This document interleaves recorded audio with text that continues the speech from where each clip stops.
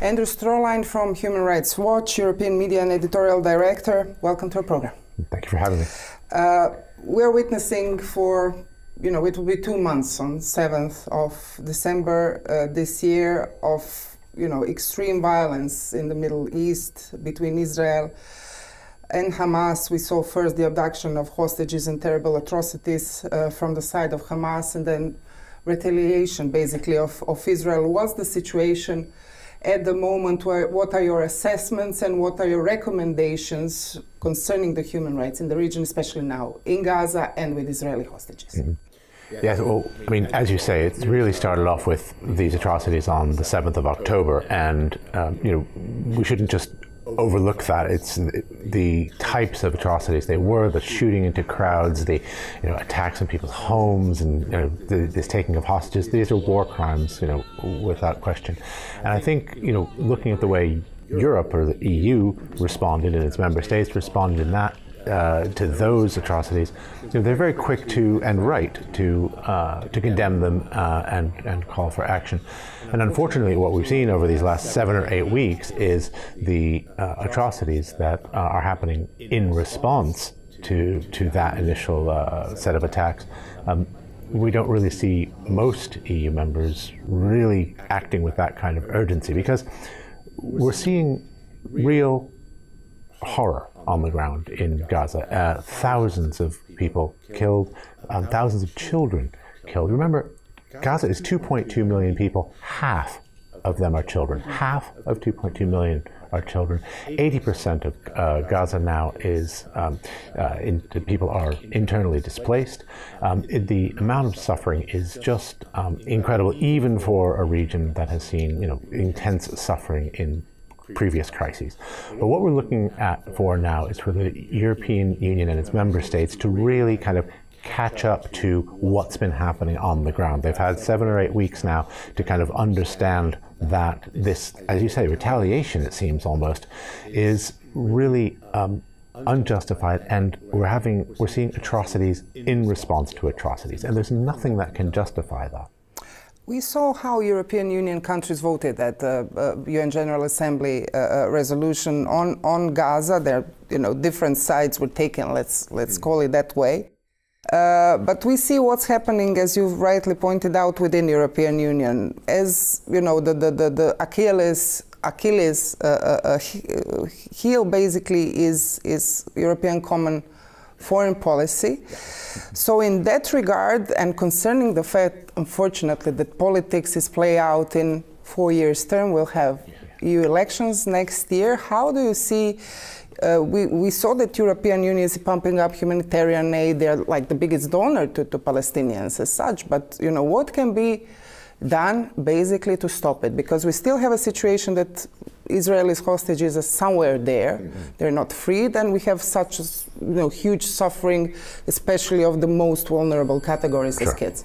Sure. I can say, just on the hostages, that is a war crime, and absolutely those hostages must be released. The overall situation, how can Europe, because it's the most immediate neighborhood, and we are. And you mentioned humanitarian aid, but humanitarian aid is not getting in right now. This is, also a war crime being committed by Israel. It's collective punishment. So collective punishment is basically Israel is punishing 2.2 million people for these attacks that happened, 7-8 weeks ago.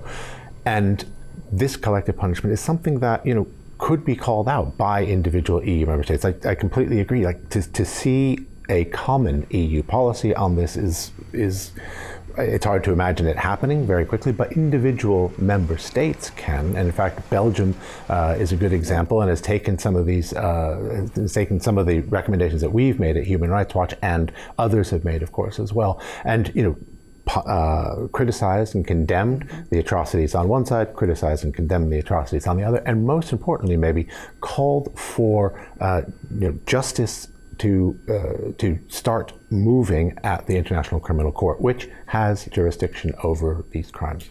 talking about accountability, it's not just here. This is, you know, like a huge ghost floating over what's going on there. It's really serious. We can maybe pass on to another front line which Europe is facing for the last 2 years, and that is Ukraine. What we see there, and you know how these atrocities are going to be solved, and how human rights of, you know, Ukrainians in various situations on the territory are going to be protected, are still not protected, is of utmost importance. How do you see at the moment situation there?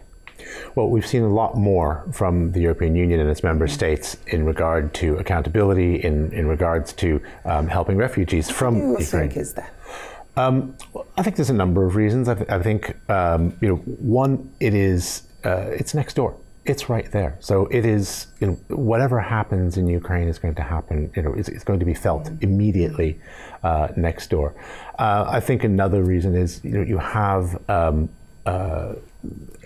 kind of a traditional player in, you know, European geopolitics in Russia that, you know, has always kind of played a part that, you know, many individual countries, particularly in Central and Eastern Europe, feel a bit more threatened by because of recent history, and so you've seen a lot more just agreement and able to deal with. And, you know, honestly, I think they're, you know, if you put down some of it to why they were able to act in Ukraine and not able to act as forthrightly in other places.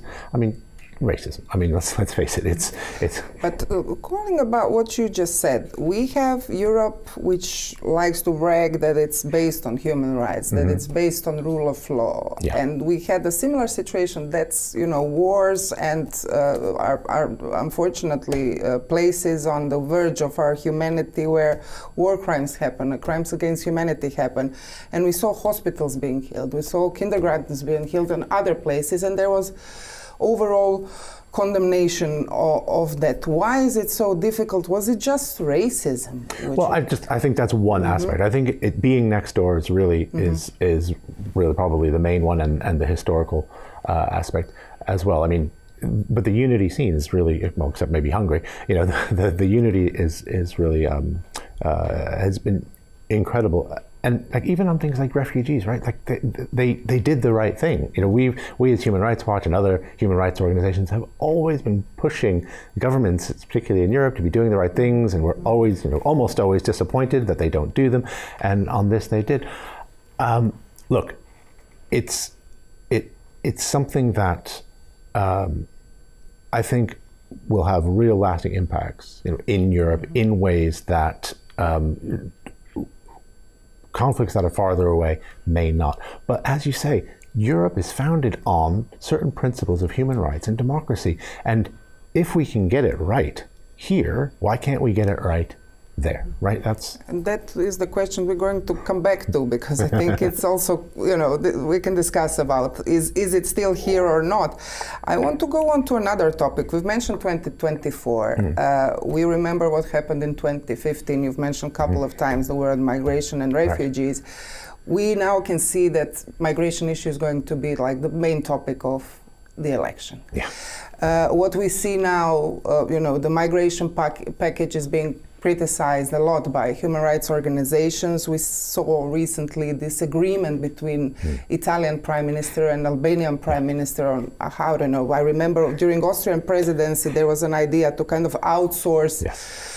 I don't know how to call them, the triage centers, you know, to call it maybe rightly. So what's your assessment on Europe's current, let's say, position towards the refugee and migration issue, concerning that we have more and more restrictive measures and ideas and the realization of ideas that is coming between Rome and Tirana? Sure. Well, in one word, it's appalling. It's been several years now of just abuse piled on top of abuse by member states and really by, you know, European Union policy from the center. So, you know, here on the border between Croatia and Bosnia and Herzegovina, we've seen Croatian police just using appalling violence against people at the border. And we've seen the European Union policy in the Mediterranean, where the policy is basically let them drown, let them die.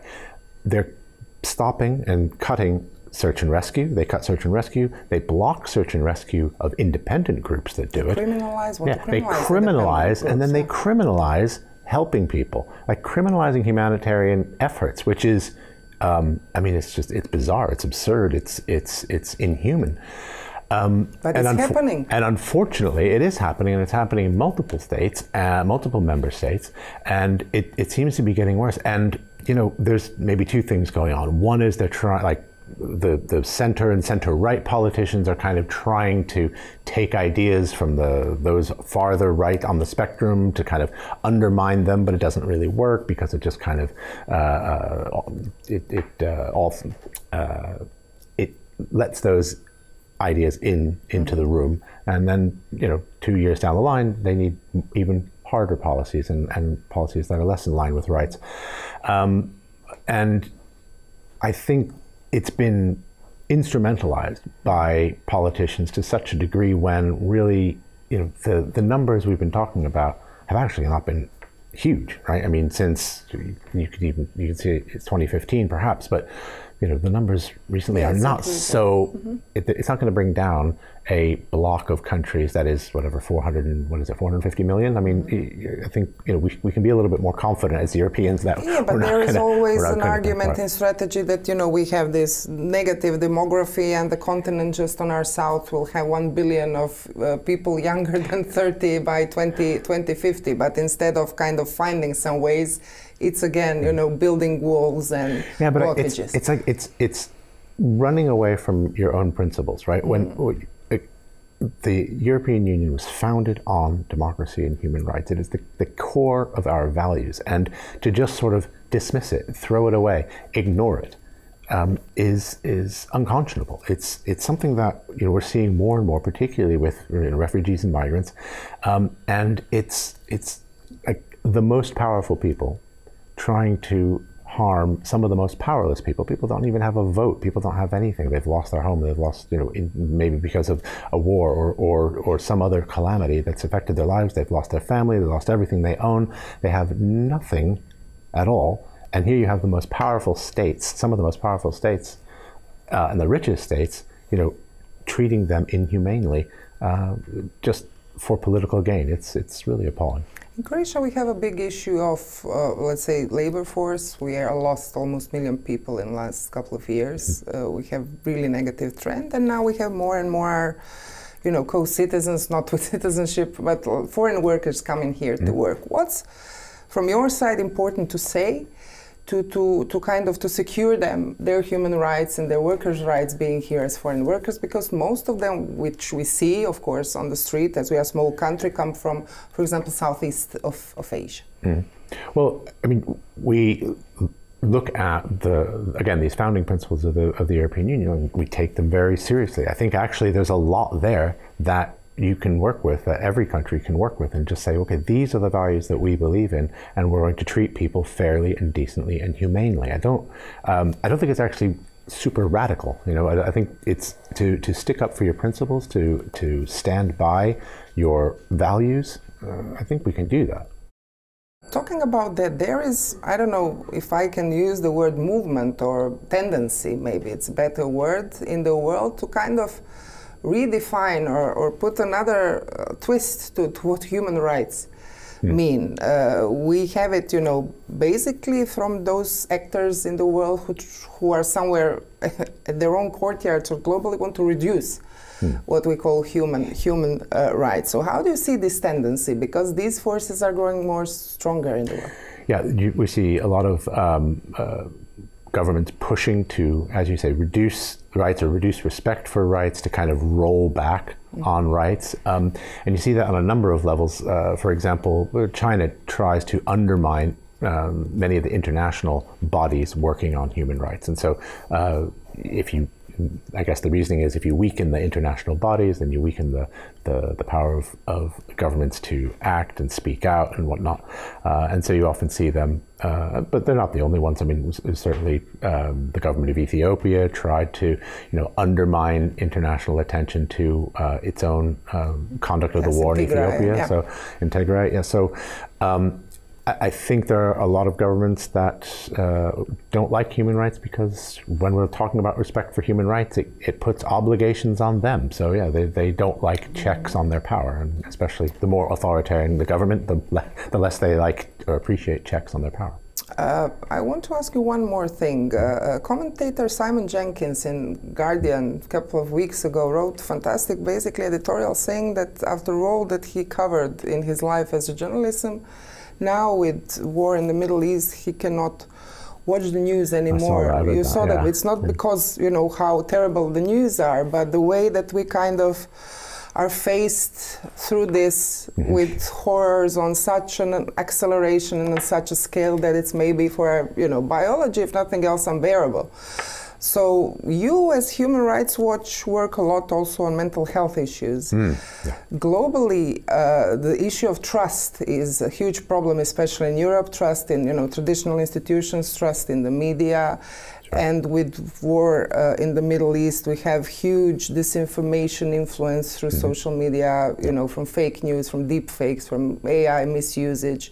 And it affects people, and it, you know, comes on their worries from, you know, precarious work to you name it, we got it. So what are your, let's say, recommendations for people, and how can we respect human rights of people who have mental health issues? Because I saw in one of your surveys that 1 in 8 people globally, so it's 970 million, it's WHO data, is living with some kind of mental condition.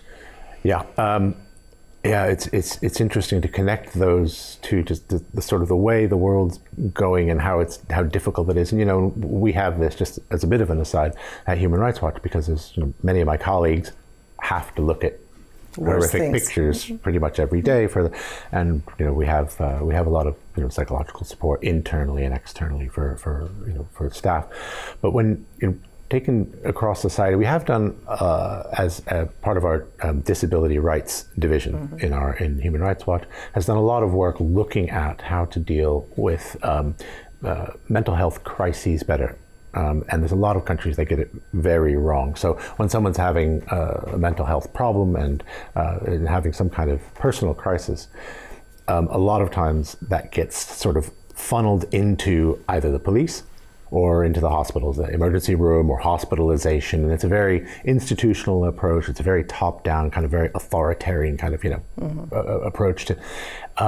And we've been looking at some examples in Canada and some other places that are going are taking things in a different direction and experimenting with getting experts and people who have personal experience of mental health crises and are able to talk to people, and putting those people right in the call centers for the emergency services. So when you call 911 in Canada, I guess it's 112 here. Then, you know, somebody calls. There's someone having a problem.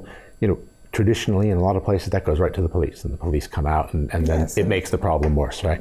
And so what they're doing here is they're talking to the person, finding out, you know, being a little bit more, you know, trying to find out personally what they need personally, being able to send out mobile units and of people who can talk to the person. But Canada, unfortunately, in terms of, you know, budget and stuff. Well, yes, but it's an example. Yeah, but a lot of the people, so some of the people working for this program are actually volunteers. So it's more like a community-minded approach, and it's much more human and much more. It's much more rights-based rather than this kind of, you know, here's the police and they're going to. No, but this, what you said, I think it's of utmost importance to have some kind of community support that we all lost somewhere along the way in our societies. But I want to ask you for the end. You've mentioned at the beginning you are traveling Europe, basically talking about what's going on in the Middle East. What's your message to Croatian authorities? We are a EU member, so what's your message to them? Well, my message is this. You need to criticize all parties that are committing war crimes. We need to stand by the principles of the idea of human rights upon which the foundation of the EU is based, and really take a principled stand. And you know, when it is Hamas or other Palestinian armed groups committing atrocities, criticize and condemn, and try to support efforts at the International Criminal Court. And when it's Israel committing atrocities, do the same thing. Antonio Guterres says this is the moment of truth. History will judge us. Andrew Stroehleiin, thank you so much for being our guest. Thank you for having me.